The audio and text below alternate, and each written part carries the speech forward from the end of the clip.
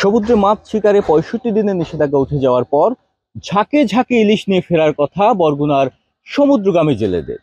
তবে বৈরী আবহাওয়ার কারণে মাছ শিকারে বিড়ম্বনায় পড়তে হচ্ছে তাদের।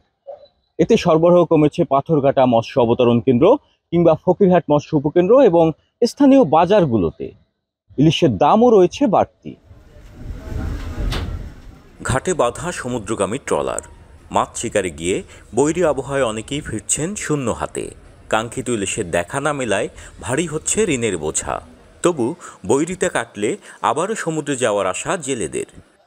অবস্থা হইলে বন্যার কারণে জাল বাঁধতে আমরা খুব অবস্থায় খারাপ আছি এবং বাড়িও খারাপ আছে, টাকা পয়সা দিতে পারি না।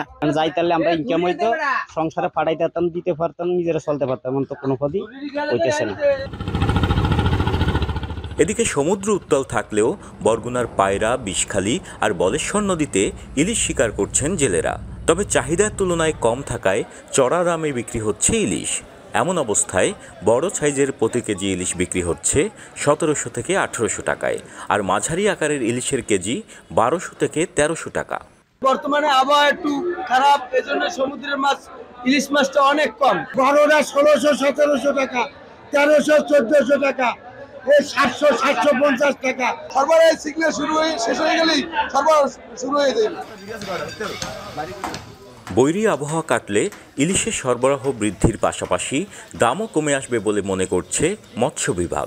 ৩ নম্বর সিগন্যালে সমুদ্রের পানি প্রচন্ড উত্তাল থাকে, প্রচন্ড রোলিং হয়। এই রোলিং এর ভিতর ফিশিং করা খুব কঠিন কাজ, দুঃসাধ্য হয় না। তো এই সিগন্যালটা কেটে গেলে আবার পরিবেশ শান্ত হলে তখন আশা করি অনেক বেশি পরিমাণে তারা ধরতে পারবে। জেলায় নিবন্ধিত অনিবন্ধিত মিলিয়ে লক্ষাধিক জেলে থাকলেও সমুদ্রগামী নিবন্ধিত জেলের সংখ্যা ২৭,২৫০ জন। জিয়াদ মাহমুদ, এখন, বরগুনা।